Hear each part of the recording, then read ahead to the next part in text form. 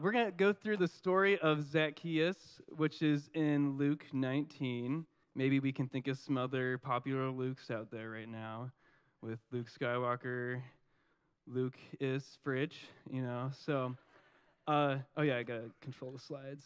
So, we're going to go through Luke 19. Now, I don't know if you're like me, but when someone is preaching and they start to read anything from the Bible, I quit paying attention, which is really bad, but it just has to, whenever someone's reading something to me, I can't continue to focus. So what I'm going to do is going to make that really hard for you guys to not pay attention by breaking up into little parts.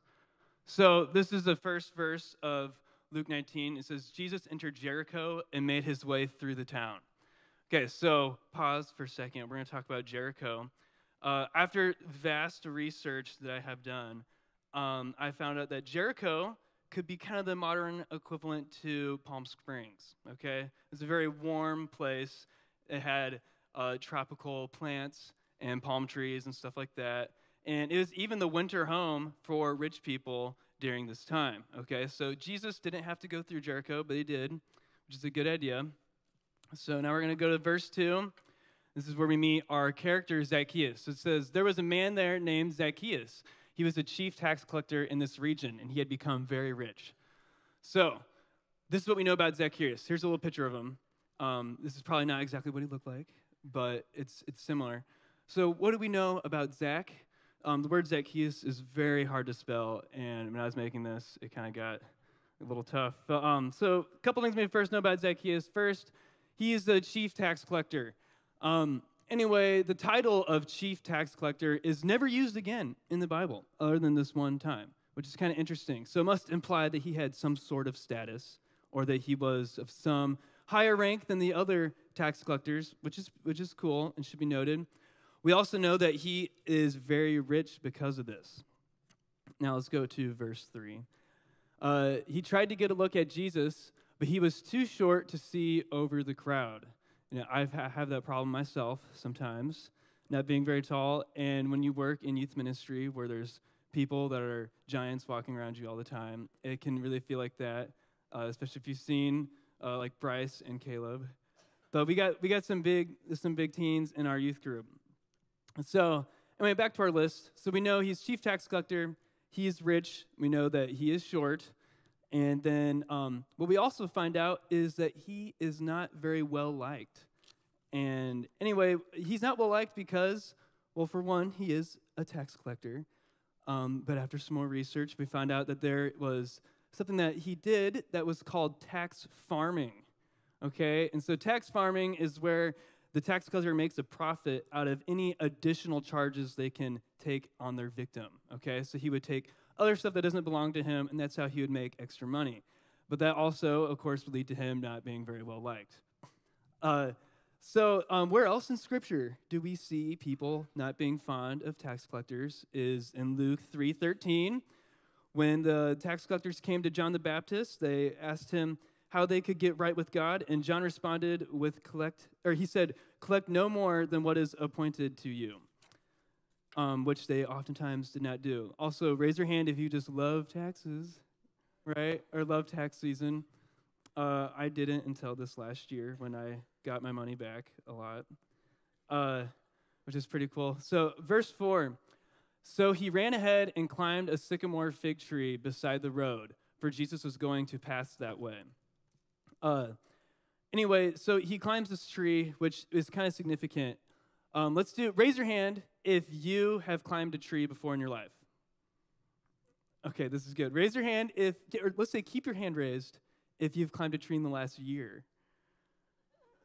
Okay, we still got some people. Do we have any teens? Okay, good, we got some teens. So this kind of raises the question, who else climbs trees?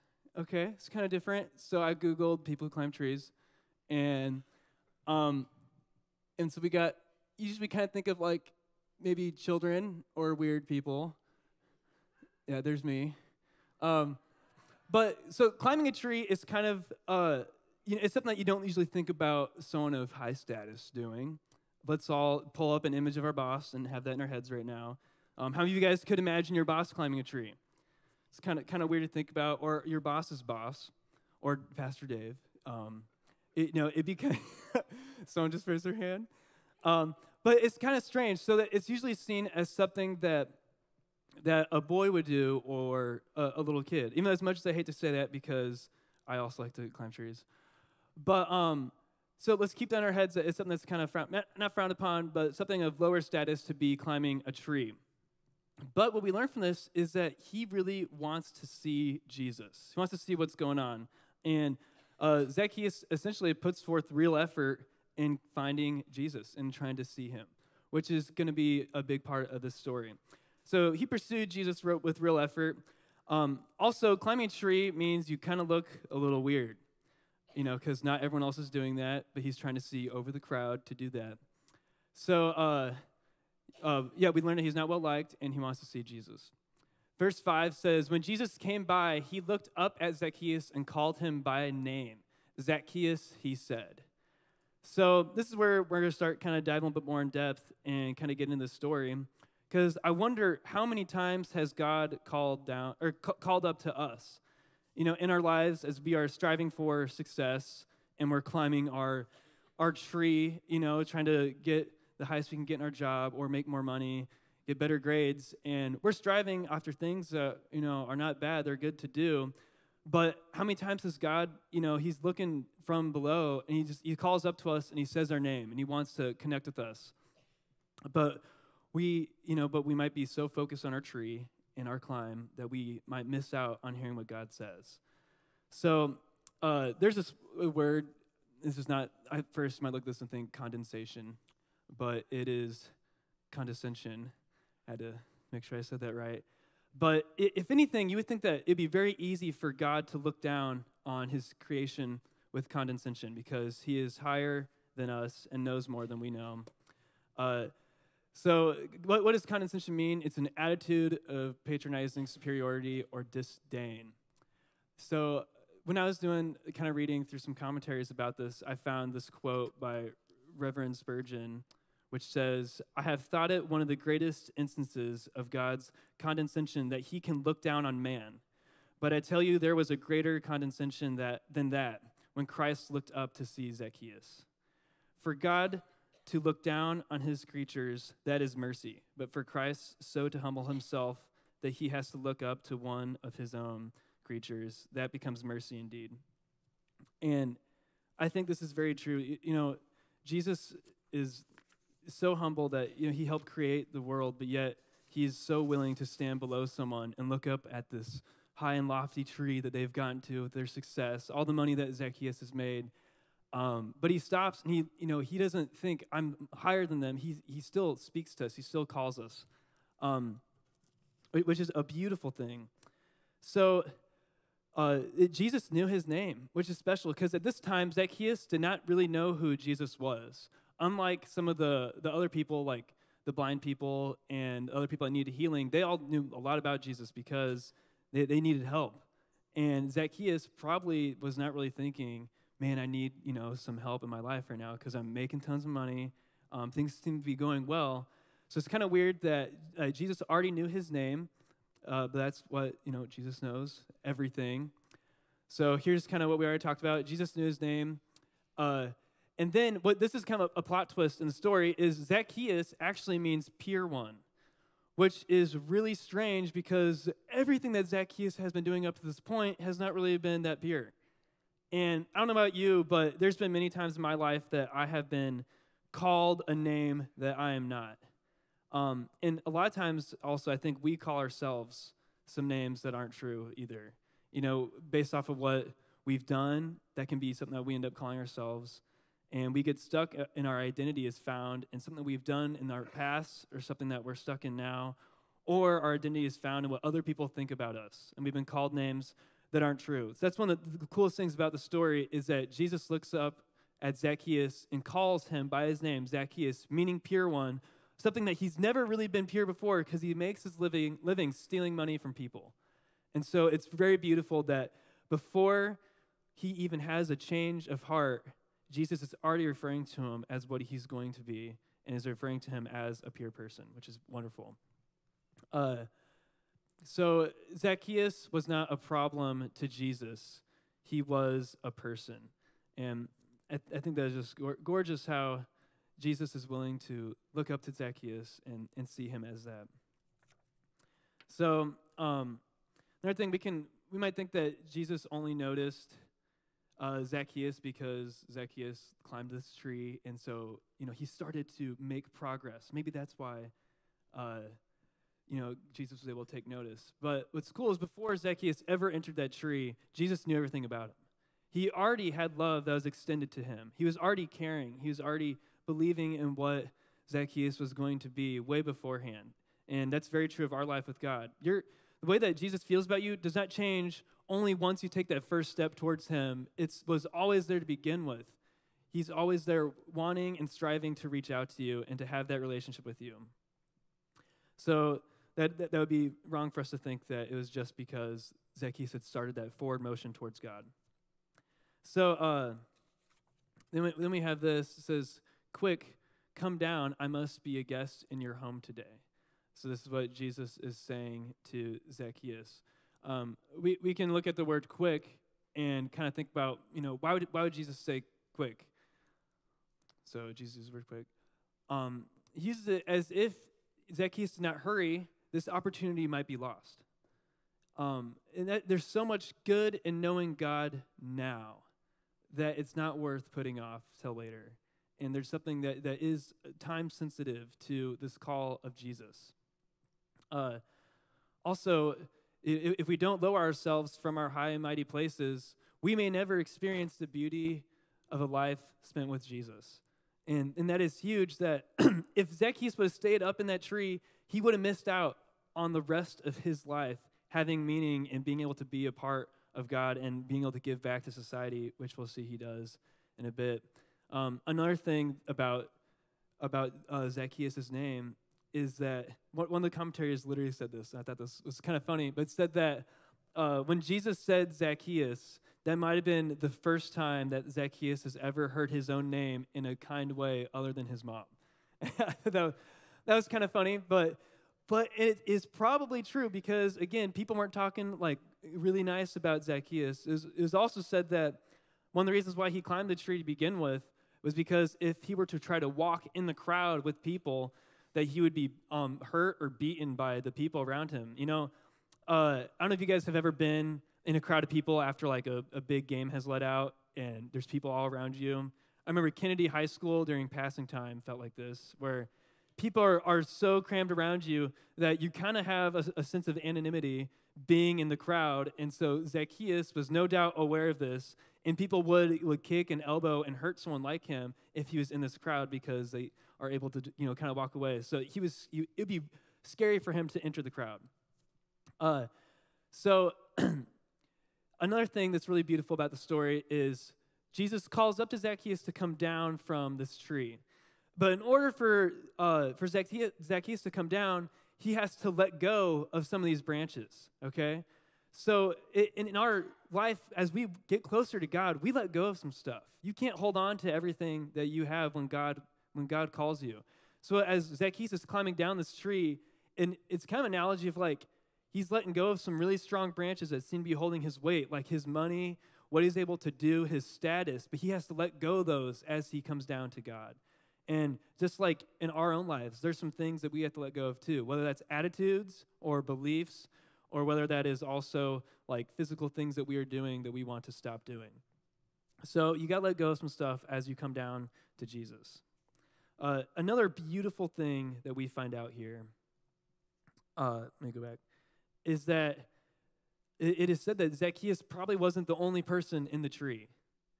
That there's probably other people in the tree, and they're probably boys. But yet, when Jesus looks up, he only calls Zacchaeus. That's kind of strange because, obviously Jesus calls everyone. But why is it at this point in time he's only calling Zacchaeus? And I think what is so beautiful about that is just like how I became a Christian, and probably a lot of you guys too, when we were sitting in a seat or in a pew and we hear a message from a pastor, the pastor's speaking to everyone, but Jesus was talking to me. And there's something so personal about Jesus' call towards us. And I imagine that the same feeling that I had that made me want to pray a prayer or step forward and go to an altar is probably the same personal relationship that Zaccheus started to feel when he was called by Jesus to come down from the tree. We serve a very personal God, and that is a beautiful thing that we can't get anywhere else. In verse 6, it says, Zaccheus quickly climbed down and took Jesus to his house in great excitement and joy. Whenever we take a step towards God, it should be followed with excitement and joy. We're giving more of ourselves over to Jesus. And although life is not perfect afterwards, it is wonderful how God has control of that. You don't have to be in a good circumstance to have joy. It is a part of knowing God that I don't know what is to come, but I know I'm going to be with God, and that's good enough for me. And there's something so exciting and fun about that, and how that can't be taken from you and it can't be changed. Another thing that we saw about this, it says Zacchaeus quickly climbed down and took Jesus to his house. He didn't wait like a while. You know what I mean?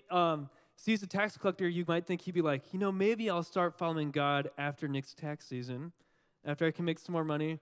I remember whenever I switch a job, I'm like, maybe I could start tithing on the next paycheck. Or, I don't know, it's really easy to kind of postpone some change that should be taken now. But we see that Zacchaeus came down quickly. Zacchaeus quickly climbed down. He was ready for it. He was excited. He didn't want to wait. It was followed with excitement and joy. Not after tax season, but he's going to do it now. This is a little quote from one of the other commentaries I read. It said, receiving Jesus into his house was an indication and a token of his receiving him into his heart. So some might think that this is where salvation started for Zacchaeus, was his willingness to step down from the tree. So he responds quickly and with joy. And then there's the quote that just read. Receiving Jesus was an indication of him coming out of that tree. So we learned that Jesus did not merely want to preach to Zacchaeus and convert him into a spiritual or religious sense. Jesus wanted to have a real relationship with Zacchaeus and begin it with a meal and time spent together. And that's that same personal calling that we feel in all of our own lives with Jesus. So notice that it was Jesus that Zacchaeus receives. I think this is another crucial thing. It was not a creed. He wasn't like, hey, let's recite this thing, and this will be our statement of beliefs. It wasn't a creed. It was Jesus. It was not a doctrine. It was not a theory. And it wasn't really even a church. It was receiving just Jesus as who that is. Although adopting other things are good to do, too, as time goes on. But he just took just plainly Jesus, and that was the thing that he accepted. Although I'm pretty sure that Jesus probably then was like, hey, you should probably go to Oakland Church Nazarene. They got it going on over there. But I think that's beautiful. Jesus is adopting him to himself. So then we go into verse 7, and it says, but the people were displeased. Of course they were, right? He has gone to be with the guests of a notorious sinner, they grumbled. Somebody's always going to be displeased, and that's just going to be a part of it, which is kind of too bad. But people oftentimes grumble at progress, and sometimes at spiritual progress. I'm sure all of us have had that happen before in our own lives. But also, what is true is we do a lot of grumbling ourselves. I can't believe how much I grumble. I probably shouldn't talk about that up here. But it's really easy to get disappointed in some stuff that's happening that really you have no stake in at all, that you should not be worried about. So it's sad that these people were grumbling. And we can kind of go through what were the people thinking when they saw Jesus eat with Zacchaeus. And the one thing that I thought was a king eating with a sinner, which should be true. Were they thinking like, hey, this is going to hurt your image if you're hanging out with people like this? That's kind of weird. How imprudent of you. Because, and I read this in another one of the commentaries, that so Zacchaeus had swindled people out of their house, out of their possessions and belongings. And he did that to everyone. So that includes probably like orphans and widows. And it said that like for someone to step foot into Zacchaeus' home would be essentially like stepping foot into a place that was all just things that were stolen. It didn't belong to him. And it was basically a symbol of like pain and that he was like taking from other people. So it is kind of weird when you think about it like that this man like stole things from other people, and that's how he makes his living, and Jesus is going there. Um, my thought, does Jesus not know that Zacchaeus' house is a product of oppression, of him taking all these things from other people? So I was trying to think like what would be like a good modern day example of what that would be like. So it'd be like Jesus eating with Ebenezer Scrooge. Let's go back to that really quick. So, someone that essentially is known for being a bad person and kind of like that, but that's who Jesus wants to eat with. And it's a beautiful thing, because also, if we think about it, so Zacchaeus' whole home and his identity is wrapped up in what he has stolen from people. And that's the very place that Jesus wants to go first, is to his home. And I think that can be kind of an analogy, too, that when we start to accept God into our hearts, there's big places, well, let's call them rooms, I guess, of our lives that maybe we're not so willing to let Jesus into yet. Like maybe our marriage or our relationship with other people or how we act at work or what we say. It's really easy to give Jesus our Sundays, but not the rest of the week. That was kind of cliche. Sorry about that. But it's true. It's hard to let God into all those areas, but yet, like, that's the exact place that Jesus wants to go. He pretty much goes into the darkest place that he could when he enters Jericho, which is going into Zacchaeus' home. So, and also you kind of wonder, do these people not remember when they were sinful men too? Did they not know that, like, they were a whole lot different from Zacchaeus? And maybe, sometimes it's kind of, like, there's a big question, like, there's so much, like, oppression in this world, how could there be a God, and stuff like that. And that's a very real thing, and we should talk about that. But I think what's cool about living in America is that there's no difference between me and probably someone that committed like the Rwanda genocide or the Holocaust and that kind of stuff. The only thing that's different is that right now I'm in a society where there are checks and balances that keep me from being able to go too far before I end up like in prison or something like that. But like people are all people, and thank God that we have Jesus now, but there's no difference between me and someone else. And so I think it's a good thing to kind of keep in mind when we hear these stories and like, why are they grumbling? They don't realize that like they're not different than Zacchaeus. We have the same selfishness. Let's all go look in the children's department at our kids and see how they get angry and stuff at little things that don't matter. That's another reason why I'm not the children's pastor, because I could never do that. So did they not remember that they were sinful people too? So that's a good point. And then we move on into, let me check my time, is how Zacchaeus receives Jesus. And this is kind of where we're going to tie it into 2018. So Zacchaeus is a great example of how we receive Jesus. So I have like a little list, and we're going to go through those. But as I say this, think about your year coming up and how that could look like in your year. And maybe some of you guys can look into this even just today in my life. So first, we can receive Jesus by seeking after him with real effort, just like Zacchaeus wanted to see. So he had to do something too. He had to climb the tree to look out. So we need to seek Jesus with real effort. We need to receive Jesus by humbling ourselves. We need to receive Jesus no matter how sinful or hated we are. No matter where you're at right now or what other people might think of you, it's not a bad time to receive Jesus. It's a good time. We need to receive Jesus as he invites you by name. Receive Jesus without delay. We don't hesitate. We do it now. We receive Jesus by coming down to him. We let go of our lofty goals and our trivial successes that we think make us better than other people. We come down out of that tree. We receive Jesus by coming down to him. We receive Jesus himself, not a set of theologies, not necessarily a doctrine, but we receive Jesus at that base level first. We receive Jesus into our life and into our home, and we receive Jesus joyfully. We receive Jesus despite what others say. And the last one, receive Jesus with repentance and restitution, which we'll take a look at in just a second. Another interesting thing that we found out was in verse 5, where it says, "Quick, come down, I must be a guest in your house today." Other translations use the word stay, because when you kind of first read it, like, quick, come down. I must be a guest in your house today. You think that Jesus might just be there for like a little bit and then leave. Like you can just invite Jesus over for dinner and then say goodbye at 9 p.m. and he probably won't come back again.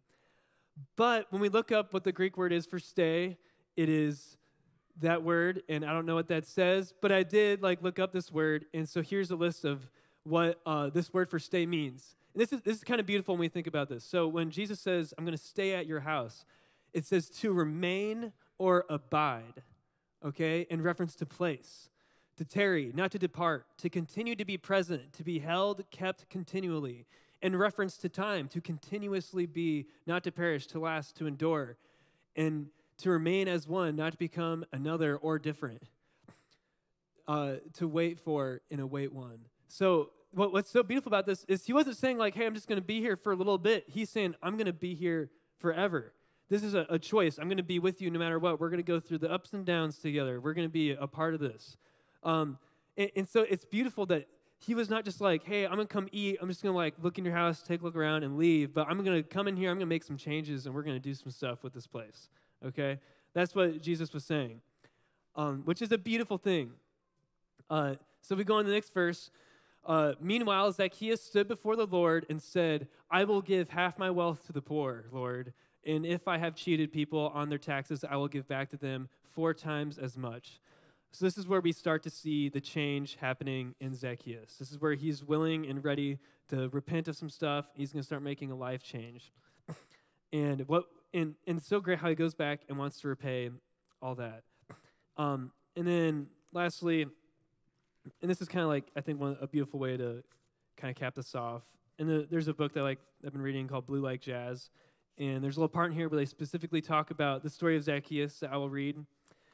So it talks about how an entire town with their ridicule and hatred, so that's Jericho, could not keep the little man from oppressing them through the extravagant financial gains he had made as a tax collector.